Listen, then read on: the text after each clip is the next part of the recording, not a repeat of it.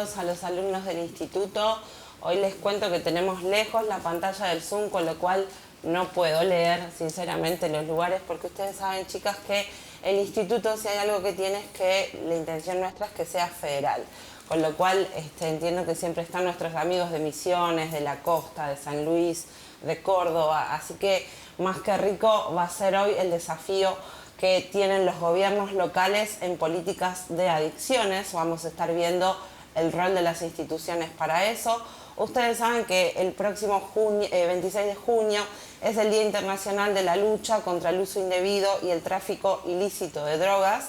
Para eso nos está acompañando desde Jamaica Elizabeth Arribas, que la saludamos, ahora la vamos a presentar. Por acá está Jessica Suárez, ella es una funcionaria del gobierno de la ciudad, ahora también la vamos a presentar. Y Graciela Ojeda, que es la presidenta de la Fundación Candil. Elizabeth, ¿cómo estás? Ella es coordinadora del programa de políticas nacionales y subnacionales sobre las drogas de la CICAT, que es la Comisión Interamericana para el Control del Abuso de las Drogas. Esto forma parte de la OEA, de la Organización de los Estados Americanos. Jessica Suárez es la directora general de la Dirección de Políticas Sociales en Adicciones, que depende del Ministerio de Desarrollo Humano y Hábitat de Ciudad de Buenos Aires. Y Graciela Ojeda es fundadora y presidenta de la Fundación Candil. Ella también es directora general del programa terapéutico de modalidad Internación en Comunidad Terapéutica. Ambas son licenciadas en psicología, así que bienvenidas a todas. Les cuento cómo vamos a hacer esta modalidad, porque tenemos 3 disertantes. Voy a hacer una primer pregunta, de la cual ambas, las que están acá y Elizabeth por el otro lado, van a poder desarrollar. Con lo cual, bueno, empezamos modo de debate o de intercambio de ideas, y creo que va a ser rico en ese sentido, porque Elizabeth va a tener una visión integral, vamos a tener una visión más de lo que es CABA y, como estábamos diciendo ayer, Graciela, si me permitís el término, de lo que es la trinchera, ¿no? Exactamente. Donde se va formando todo, y ahora nos va a contar mejor. Pero bueno, la primera pregunta a modo de debate, yo lo que pienso cuando hablamos de adicciones, ¿no?, es cómo se genera esta política integral en adicciones, por dónde se empieza, ¿no?, cómo se comienza, qué se tiene en cuenta. Digo, acabamos de salir de 2 años de pandemia, con lo cual hay que redoblar esfuerzos, se toman estadísticas, se establecen lazos con otros organismos, con otras entidades, se utilizan programas con efectores de salud. Bueno, a eso es el primer tema que vamos a estar debatiendo. Elizabeth, te escuchamos, bienvenida. Saludos a todos y a todas aquí presentes en este conversatorio. Es un gusto formar parte de esta mesa de discusión, justamente un tema que llevo desde la Comisión Interamericana desde el Control del Abuso de Drogas de la Organización de los Estados Americanos. Es un gusto estar aquí, poder conversar sobre el tema de adicciones, cómo desarrollar política pública y sobre todo pues a nivel local. Entonces, respondiendo un poco así pues esta pregunta, quisiera comentar que, claro, primero aparece el problema, ¿verdad? Aparece el problema en comunidades, en la población, y entonces ahí es cómo se forma la política pública, ¿no? Es a través de las diferentes instituciones de gobierno, ¿no?, que dan respuesta a los problemas, o que tienen, ¿no?, que dar esa respuesta, cómo se empiezan pues a organizar, cómo se empieza a estructurar esta respuesta. Claro, el problema de las adicciones sobre todo se ven en las comunidades, y quienes están cerca de las comunidades sobre todo pues son los gobiernos locales, la sociedad civil, ¿no? Entonces, hablamos sobre todo de esta demanda ciudadana. Lo que mueve a crear la política pública es la demanda ciudadana, esta necesidad que aparece. Y entonces, en función de esta demanda, de esta necesidad, se empieza a formar o a responder, ¿no?, toda una estructura de gobierno para dar respuesta. Entonces, bueno, dejo un poco de espacio también para que comenten las compañeras de la mesa, y nada, aquí con mucho gusto estar con ustedes. En relación a las políticas y cómo empezar a pensar y cómo diseñar las políticas en relación a la temática de consumo de sustancias, desde la Ciudad de Buenos Aires entendemos que hay 3 focos fundamentales. Uno es la prevención, otro es el tratamiento y otro es la integración social. En relación a la prevención, tenemos distintos ámbitos donde desarrollamos políticas preventivas, desde la escuela hasta ámbitos comunitarios con referentes de la sociedad civil, hasta en espacios de cultura y nocturnidad. Respecto del tema de tratamiento, hay distintos niveles de tratamiento que llevamos adelante, desde el bajo umbral hasta la mayor complejidad en los abordajes. En ese sentido, trabajamos con organizaciones de la sociedad civil, trabajamos en articulación con otras áreas de gobierno también. Y respecto a la integración social, un eje muy importante es el trabajar a nivel intersectorial, ¿no? Donde estemos trabajando también, digamos, con la sociedad civil, con otras áreas del Estado, con el área de salud, con el área, digamos, de vivienda. Y transversalmente, pensando en estas políticas también, hay algunos ejes que consideramos fundamentales. Uno es la accesibilidad, que justamente es que la población pueda acercarse a esos servicios y que los servicios puedan acercarse a la población también, porque muchas veces en los servicios se espera que la gente llegue, pero las personas con consumo de sustancias, por factores de estigma, por factores de barrera, digamos, muchas veces no se pueden acercar a los servicios o no llegan a los servicios, o por factores económicos. También servicios de calidad, ¿no? Donde trabajemos, digamos, con instrumentos comprobados, a donde brindemos servicios de calidad para las personas de la Ciudad de Buenos Aires que necesiten esos servicios. Y fundamentalmente también el trabajo en red, articulado. O sea, un solo servicio no puede dar la respuesta total y acabada, sino que es una red de servicios desde la menor complejidad, como decíamos antes, hasta mayor complejidad en el abordaje, que son quienes tienen que dar la respuesta. Claro, o sea, tenés, por ejemplo, desarrollo social, salud, imagino que ahí debe haber todo un entrecruzamiento que se hace lo rico que plasman ustedes, ¿no? Totalmente. Ahí, por un lado, dentro de la red propia, digamos, de servicios, pensamos desde la menor complejidad en servicios de abordaje comunitario, donde se genere como una primera instancia con las personas, a donde quizá el tratamiento... En el CGP, por ahí. Sí, hay en todas las comunas de la Ciudad de Buenos Aires hay servicios específicos a donde hay un primer acercamiento a la comunidad, desde estrategias preventivas, promocionales para ese primer acercamiento, hasta, digamos, una instancia de evaluación. Hay un área específica que es a donde se evalúa, que es muy importante también hacer una evaluación correcta de la situación, pues si no le ofrecemos servicios que no son quizá los más adecuados a las personas. Y en función de esa evaluación también ir articulando en materia de a dónde vive esa persona, cuestiones geográficas, cuestiones también de posibilidad, digamos, de llegar a ese espacio de tratamiento. Un servicio que para nosotros fue fundamental en pandemia fue la línea 108 opción 3, que es las 24 horas, funciona esa línea, es gratuita, es confidencial. Hay tanto las personas que requieren alguna orientación como las familias, los referentes afectivos, amigos, pueden comunicarse a la línea y recibir una orientación por nuestro equipo de abordaje. Y si esa persona quiere realizar un tratamiento, ahí se levanta la confidencialidad, obviamente, por supuesto, con el interés, digamos, de la persona, se levanta la confidencialidad, se le piden los datos y se conecta con nuestro servicio de evaluación para hacer una evaluación integral y brindarle el servicio más adecuado. Eso a nivel de la red interna. Después está toda la red, digamos, de articulación intersectorial que tenemos con educación, que tenemos con salud, que tenemos, digamos, con otras áreas incluso mismo dentro del ministerio, que son fundamentales porque es una problemática que requiere múltiples abordajes, o sea que no es...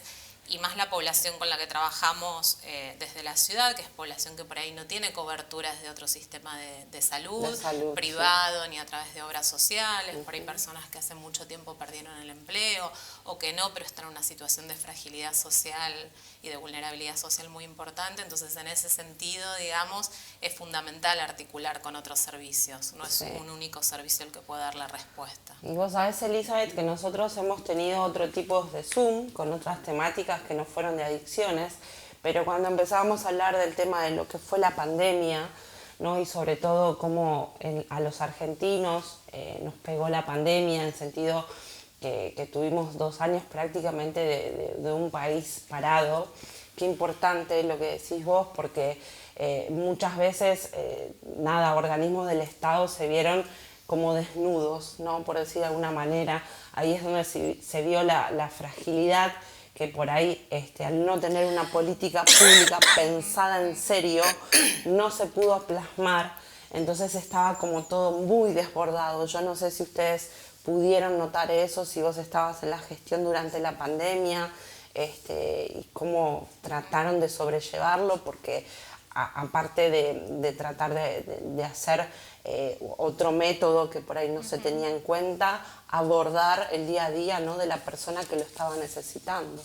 Totalmente, fue todo un desafío al que creo que ninguna estaba preparado, y nos tuvimos que poner todos a pensar los servicios, cómo hacer, cómo llegar a la población, cómo, digamos, poder que la población siga teniendo acceso, si bien obviamente la gestión estaba puesta en la pandemia porque era algo transversal a todo, también pensar que había población y nos pasó mucho, digamos, que no iba a poder sostener quizá un abordaje virtual por la situación de vulnerabilidad en la que se encontraba.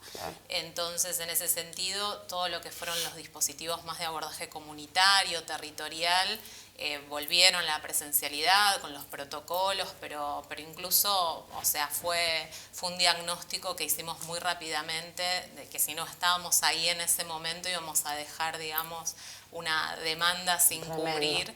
Y fue fundamental eso. Y también se complementó con servicios virtuales, porque, por ejemplo, la línea telefónica, que siempre fue virtual, fue un acompañamiento en la pandemia fundamental. Fue fundamental la línea telefónica. También con las organizaciones que tenemos conveniados, con los centros de tratamiento, se pensaron algunos protocolos de ingreso de pacientes, por ahí en alguna sala que se hacía el aislamiento previo y después ingresaba como al espacio más comunitario. Digo, fueron como un desafío entre todos, y creo que se llevó también adelante y se pudo dar respuesta, porque desde todos los ámbitos nos pusimos a pensar en eso y trabajamos colaborativamente. Eso fue fundamental. Fantástico, fantástico. Bueno, Graciela, ¿cómo estás? Primero, muchas gracias por la invitación. Me parece una excelente idea, porque yo creo que todos apuntamos a lo mismo, ayudar a las personas que están realmente necesitadas, que no saben a dónde concurrir a veces, que nos llaman. Era como vos decías, Patricia, estamos en la trinchera. Nosotros estamos, digamos, solucionando y trabajando con los pacientes ya, digamos, con la enfermedad instalada, ¿no? Y yo creo que tendríamos que hacer mucho entre todas las organizaciones internacionales, locales y civiles, como en este caso yo represento, para trabajar en red. ¿Por qué? Porque tenemos que hacer algo, tenemos que bajar estas situaciones de las personas que además sufren. No todas, por supuesto. Te encontrás con cualquier, digamos, patología, además las patologías clínicas que vienen asociadas, por la vulnerabilidad con la cual llegan a tratamiento y a la asistencia. Entonces es como que es necesario hacer políticas, que yo la escuchaba a Jessica, y la verdad que estoy absolutamente de acuerdo. Tenemos que hacer políticas desde el Estado y desde las organizaciones para, entre todos, con una mirada diferente, marchar hacia el mismo camino, hacer el mismo camino. ¿Por qué? Y porque es necesario. No. La prevención, para mí, la prevención es fundamental. Pero la prevención que además se difunda. Porque si no, porque nosotros, por ejemplo, como una organización civil en el Partido de Pilar, hacemos mucha prevención, pero hacemos acá, hacemos allá lo que podemos, y lo difundimos ahí, en nuestra localidad, que somos referentes de nuestra localidad, pero no es lo ideal. Hacemos lo que podemos, desde el Estado también, desde las organizaciones internacionales también. Entonces tenemos que tener miradas diferentes y hacer políticas, que no hay en este momento políticas en esta temática, en proyectos, programas y actividades. Y como decía Jessica, la escuela y las familias son fundamentales. Hay que trabajar con las familias. Nosotros, personalmente, en nuestra organización trabajamos mucho con la familia, porque si no es como que no saben los cambios que proponemos nosotros en nuestro programa. Como decimos, las personas que están en tratamiento van por el ascensor y las familias van por la escalera. Y no alcanzan a entender los cambios ni las propuestas que nosotros les proponemos, valga la redundancia. Entonces el trabajo con la familia y con los docentes desde la escuela primaria, y yo creo que te comentaba, Patricia, que el otro día escuché una estadística o una investigación en el gobierno de la ciudad. Están encontrando chicos de 9 años consumiendo en las escuelas. Tremendo. Entonces esto, y no esperar a los 9 años, sino trabajar con juegos, bueno, como sabemos por ahí los profesionales de la salud mental, trabajar con chicos, sin necesidad de esto no o esto no. Hay formas de trabajar con los niños para que se pongan límites y para que realmente sepan que esto está bien y esto está mal. Esto te hace daño y esto no te hace daño. Entonces, por eso me parece excelente la idea, y más con la conmemoración del 26 de junio, que como bien decía la Asamblea de las Naciones Unidas, recordar, concientizar y trabajar. Tenemos que recordar los 26 de junio. Nosotros hemos hecho un trabajo, ahora últimamente no, y con la pandemia tampoco. Después les cuento qué hacíamos nosotros en cuarentena, más que con pandemia en la cuarentena, claro, cómo trabajábamos nosotros. Hemos hecho caminatas saludables en el partido de Pilar. ¿Por qué? Porque necesitamos que las personas sepan lo que estamos haciendo, que hay mucha gente que está trabajando en esta temática. Bueno, es la visibilidad, ¿no? Es la visibilidad, que no tenemos que visibilizar todo, porque el trabajo que hacen en el gobierno de la ciudad o en el gobierno nacional, en Cedrona, que también se trabaja, a nosotros nos llaman y no saben a dónde llamar. ¿Por qué? Porque nos ven por la página web. Es más, ahora estamos gestionando un 0800, mira. Como para que la gente tenga más acceso a poder llamarnos. A cualquier hora, yo le comentaba a Patricia, a nosotros nos llaman a cualquier hora de la noche y del día, por supuesto. Y nosotros, ¿qué hacemos? Orientamos y asesoramos. Porque no podemos decirle, bueno, vení, andate a la fundación que te vamos a hacer una entrevista de admisión, porque es imposible. No, claro. Eso es imposible, pero sí orientamos y asesoramos. Por eso también el 108, opción 3 del gobierno de la ciudad, que no está visualizado, Jessica. A mí me costó encontrarlo, en serio. Hay que visualizar lo que hacemos. Lo tenemos que, viste, que la gente se entere, porque no sabemos a dónde ir, licenciada, me dice a mí, no sabemos a dónde ir. Entonces, bueno, yo por supuesto asesoro, orientamos, Cedronar, el gobierno de la ciudad, el gobierno de la provincia, pero que suelen dar respuestas, pero es como todo lo que nos pasa en este momento, que también los tiempos también son importantes. Y el paciente, o la persona, perdón, que te llama es porque en ese momento hay que escucharla. Claro. Porque si no, si pasa ese momento... Lo perdís. Exactamente, esa es la palabra, lo perdés. Después vuelve al tiempo, ¿verdad? Sí. Pero tal vez en otras condiciones. Y tenemos que tener en cuenta también este tema de todas las preexistentes clínicas con las que vienen las personas. Sí. Porque sabemos que el consumo no es inocuo. Sí. No es inocuo. Y bueno, qué interesante vos lo que decías, y yo pensaba, ¿no?, que hubo un cambio de paradigma, que por ahí un poco nos puede comentar más Elizabeth, quien escribió un artículo muy interesante que yo se los recomiendo, es de fácil lectura, en donde, ella va contando justamente este cambio de paradigma, de poner el foco, el centro en la persona, ¿no?, de establecer una política con una mirada de salud, con una mirada de derechos humanos. Si bien no se deja de lado el tema del tráfico de drogas o del tema de la reducción del consumo, pero hacer como un cambio de paradigma. No sé, Elizabeth, si vos querés agregar algo más respecto de este punto. Justamente, cuando las compañeras, ¿no?, como hablan de estas intervenciones específicas, las personas, las familias, necesidad de ofrecer servicios, de estar disponible, ¿no?, cuando una persona necesita al menos contactar o poder hablar en ese momento, ¿no?, y ofrecer toda una serie de servicios posteriores, ¿no?, en base a la exploración de la necesidad que hay, ¿no? Pero justamente la región de las Américas es una región muy única, y lo digo en buen sentido, ¿no? Y justamente el tema de drogas ya se viene muchos años trabajando en él. ¿Por qué? Porque, por ejemplo, a diferencia de otros continentes, puedo decir Europa, como ustedes ven por mi acento, soy de España y he crecido en Europa y he vivido muchos años en Europa, entonces el enfoque del abordaje del tema de drogas tiene ciertos matices diferentes. ¿Por qué América Latina es algo diferente comparado en otras regiones, ¿no? Justamente porque hay muchos países que son productores de drogas.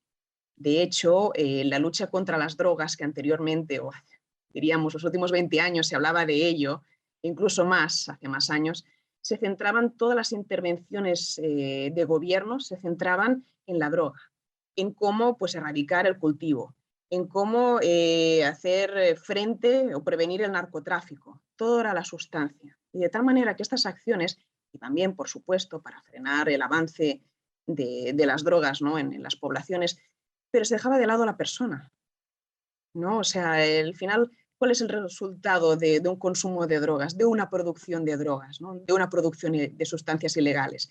Al final afecta a la persona. Y entonces hubo este cambio de paradigma, que ya viene desde hace como 10 años, más o menos, pero justamente hubo un momento culminante, que fue en el 2016, donde la sesión especial de la Asamblea General de Naciones Unidas se convocó todos los países a nivel global y allí se empezaron a discutir nuevamente el problema de drogas, es decir, cuáles son los parámetros, cuáles son los estándares, cuáles son las estrategias y las intervenciones clave en el tema de drogas. Y allí justamente se resaltó la necesidad del enfoque, ¿no? O sea, ya se venía trabajando, ¿no?, pero el enfoque en la persona, en que la política, toda política nacional, subnacional, local, en tema de adicciones, se centre en poder dar respuesta, en poder satisfacer la necesidad que presenta la persona. Entonces, por eso comparaba un poco algunas regiones y si se fijan justamente la OEA como organismo político, el tema de drogas está dentro de la Comisión de Seguridad Multidimensional, porque se venía ya trabajando con este enfoque de combatir la sustancia en lugar de centrarnos en la persona.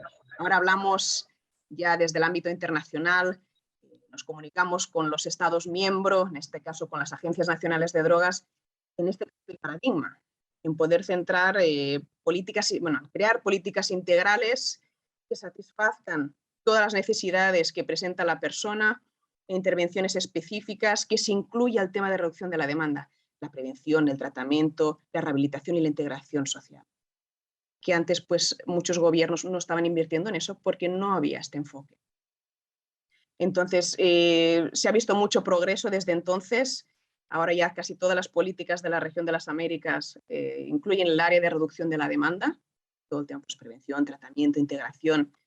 Y lo que estamos haciendo pues, es apoyando a los gobiernos a que mantengan este enfoque, a que tengan el enfoque de derechos humanos, porque muchas veces con intervenciones solamente centradas en la sustancia, se veían a las personas pues, tener ciertos, rozar lo que no serían los derechos humanos, ¿no? Castigos por posesión de sustancias, de alguna manera, ¿no? Eso, pues, por supuesto, ¿no? Continúa habiendo regulaciones en todos los países, ¿no?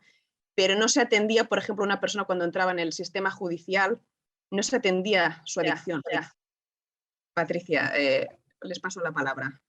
Yo no sé si vos, en este sentido, Jessica, coincidís, porque yo la escuchaba a lo que decía Elizabeth y pensaba en la transformación que está habiendo también en Ciudad de Buenos Aires. Vos sabés que, por desgracia, por decirlo de alguna manera, para el resto del país, Ciudad de Buenos Aires es como una vedette, ¿no? Es como la puerta de entrada. Generalmente cuando una persona habla de Argentina, el primer foco que se ve es Ciudad de Buenos Aires, donde más se ve el avance, ¿no? Donde puede ser que haya una población más controlada, más identificada, una transformación como se puede ver en la villa de Rodrigo Bueno, lo que es Playón de Chacarita, Villa 31, ¿no? Entonces, sumado a lo que decía Elizabeth de este cambio de enfoque y pensando un poco en la persona, también la realidad es que tenemos diferentes en ese sentido, ¿no? Poblacional,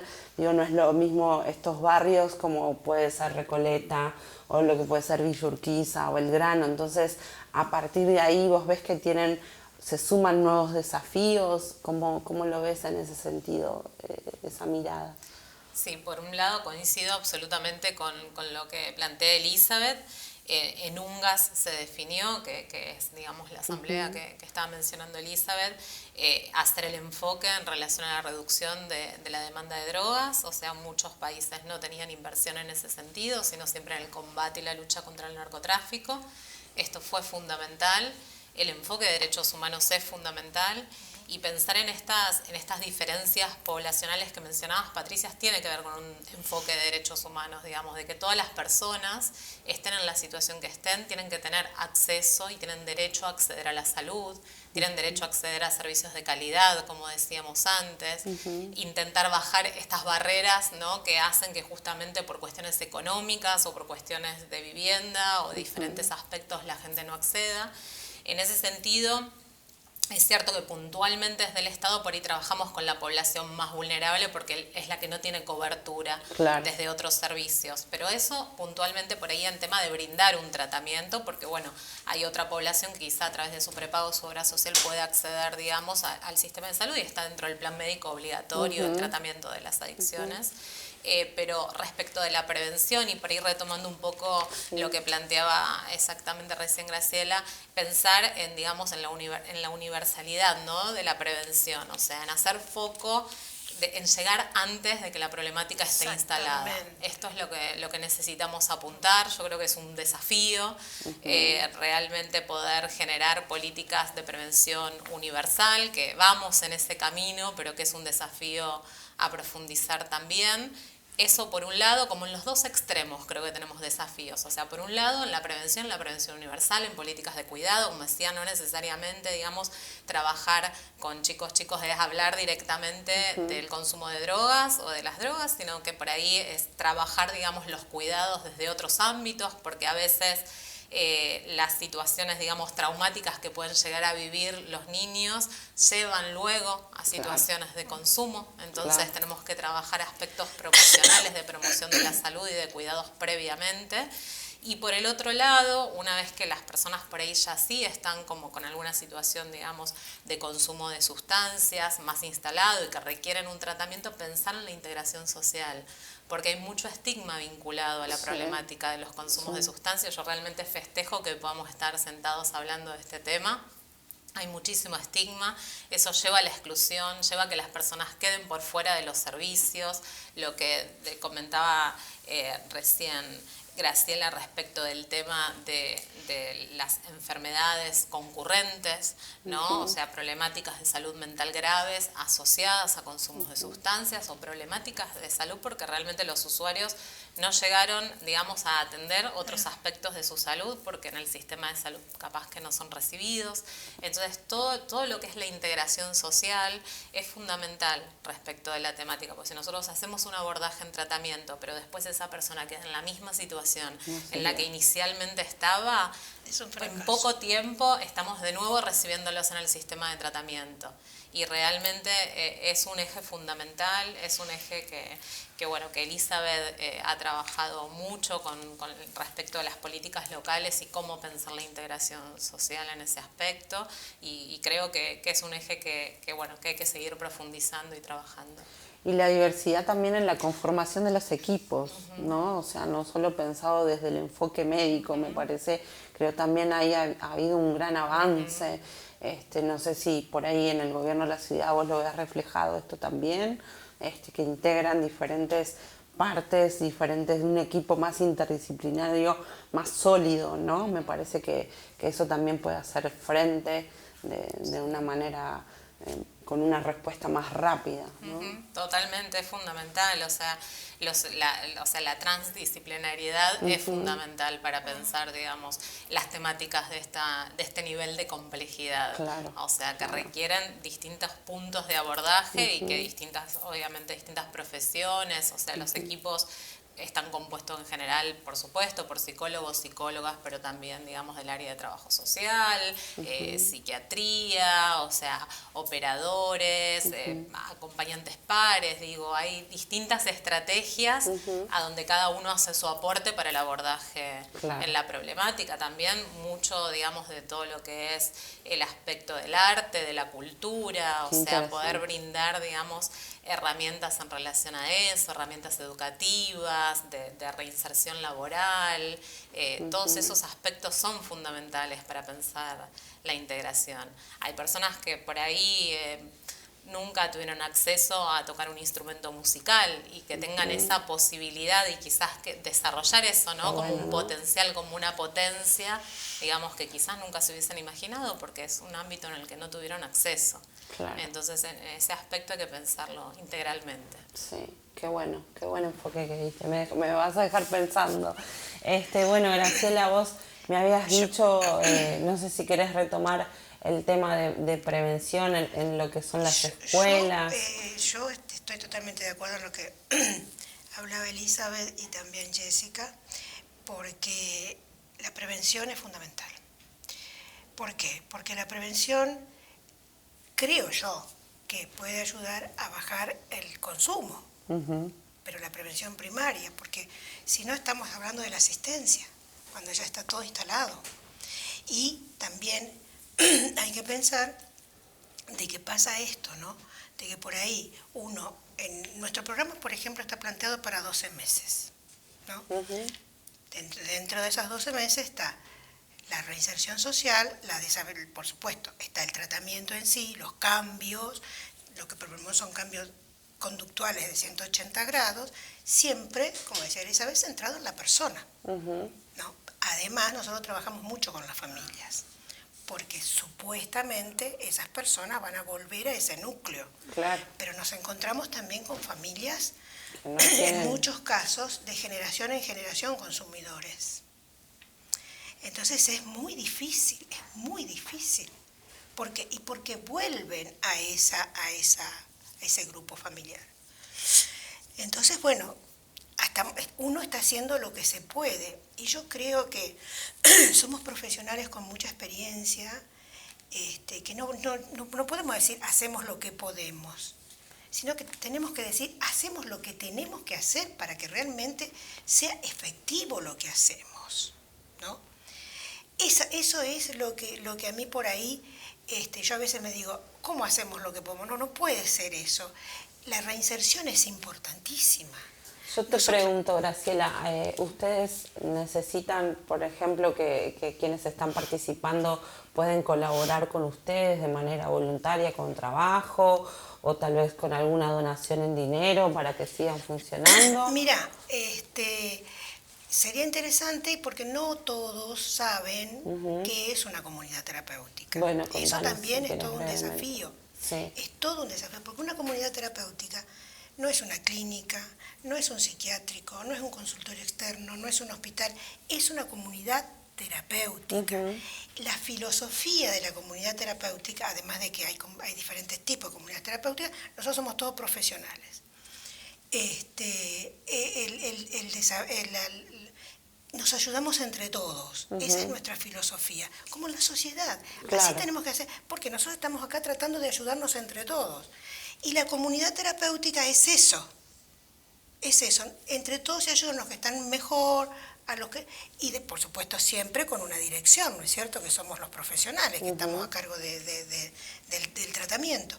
Esto es importante, esto es lo que tenemos que también tratar de que las personas entiendan. Yo he hecho entrevistas con profesionales, colegas, médicos. ¿Qué es una comunidad terapéutica? profesionales de la salud mental. La desconocían. Claro, porque no todo el mundo sabe, que eso también, por eso el tema de visualizar, que me gustó lo que vos dijiste, tenemos que visualizar nuestra actividad, tanto en el partido de Pilar como en todo el país, por supuesto.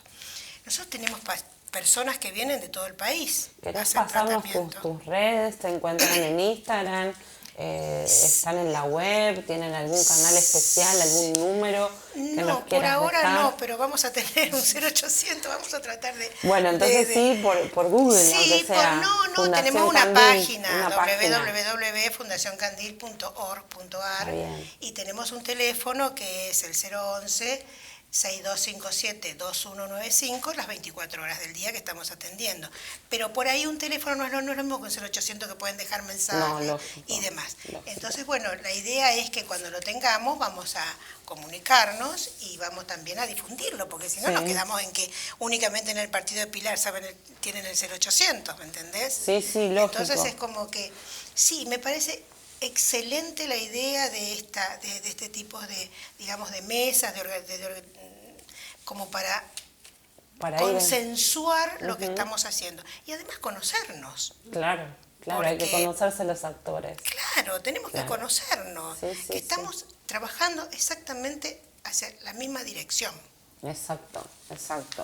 Y bueno, Jessica, no sé si vos querés repetir el número del gobierno de la ciudad para que quede claro, porque miren, ya se nos está yendo casi la hora. Yo lo voy a poner, por supuesto, lo voy a bajar en la página. ¿Querés repetirlo, Jessica? Sí. Es 108, opción 3, las 24 horas, los 365 días, ahí pueden comunicarse. Tanto las personas que requieren una orientación para sí mismos como para otras personas, digamos, de su núcleo familiar. Como decía recién Graciela, es fundamental. Digamos, también muchas veces las familias necesitan orientación, no saben qué hacer con determinadas situaciones.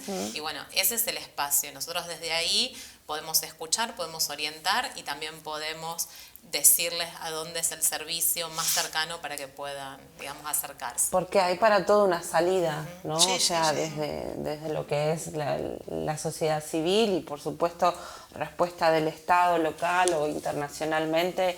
Eso también, cuando estábamos haciendo el entremés de este meeting, lo resaltamos, ¿no? Que siempre hay una salida, y bueno, en base a eso nos han dado un video de parte de la jefatura de gabinete que vamos a estar pasando ahora, que le agradecemos también, y bueno, ahí está el video que compartimos con ustedes.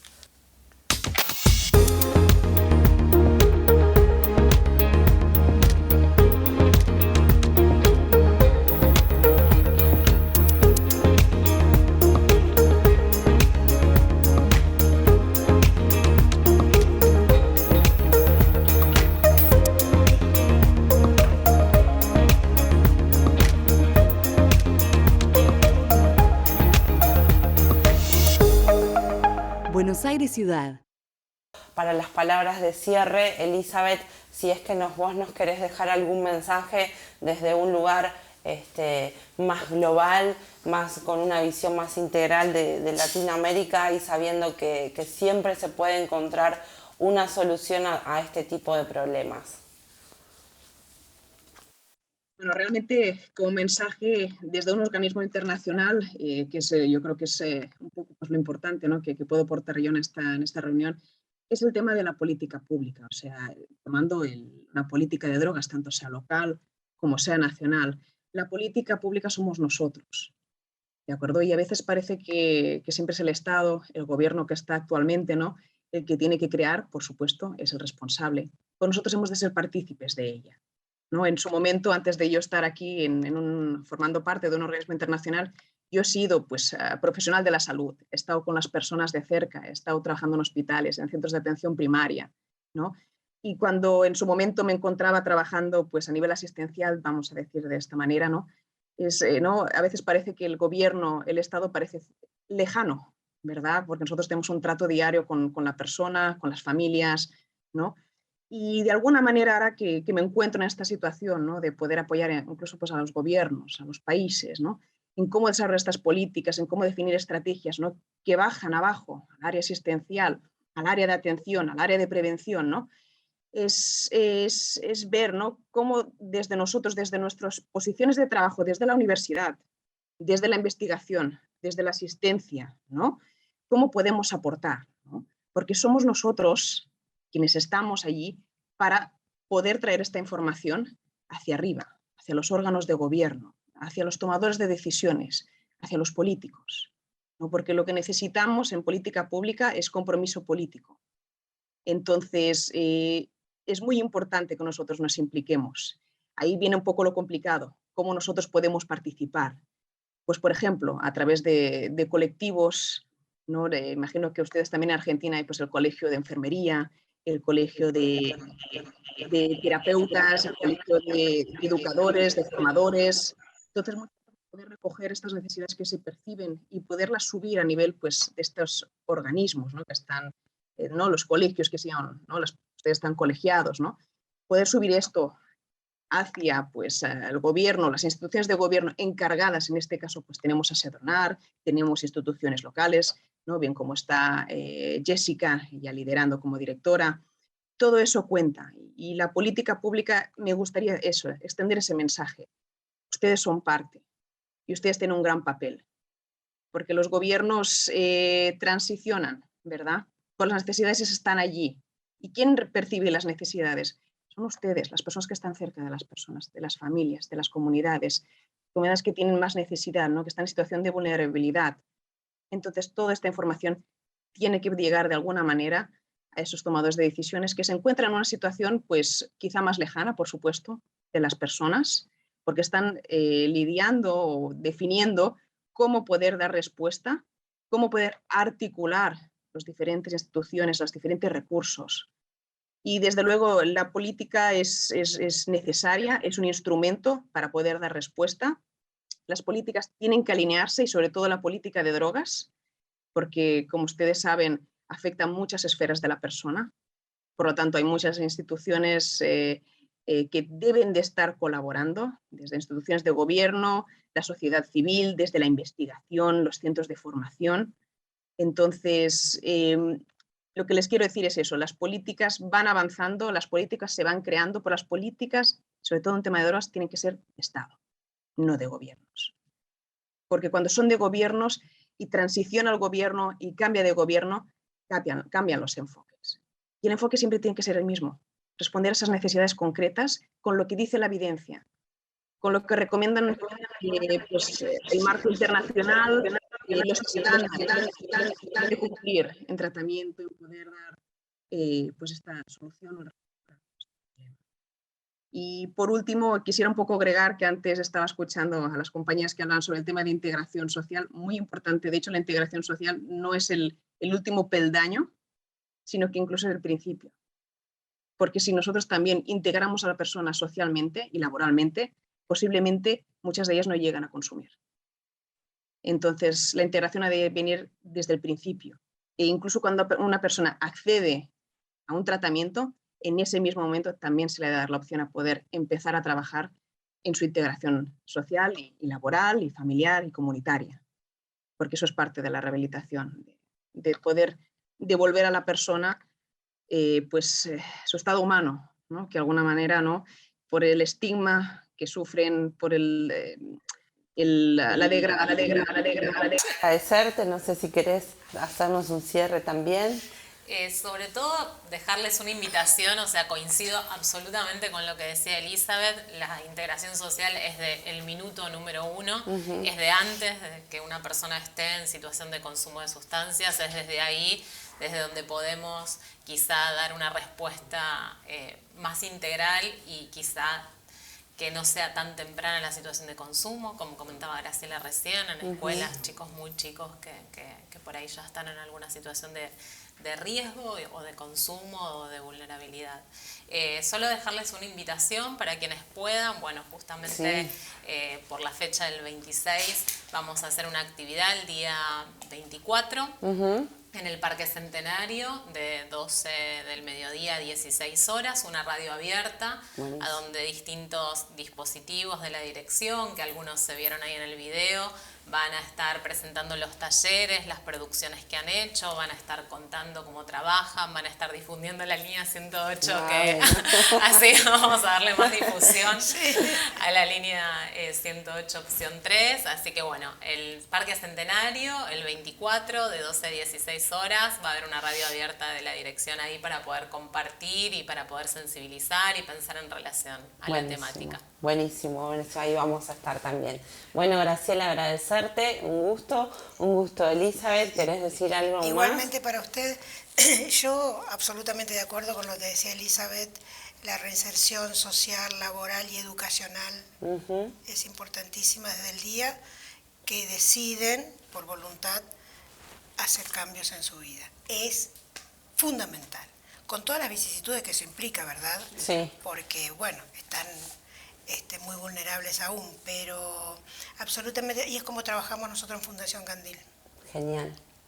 Talleres, escuelas, tenemos convenios con el municipio, talleres de capacitación, y que cada uno vaya descubriendo las habilidades que tiene para la vida, porque a veces, como bien decía Jessica, nunca han tenido un instrumento musical en sus manos, ni han podido saber lo que es, por ejemplo, una actividad de yoga. Claro.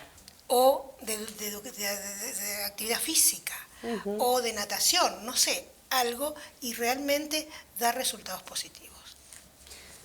Bueno, gente, espero que gracias por la invitación. No, por favor, espero que les haya gustado.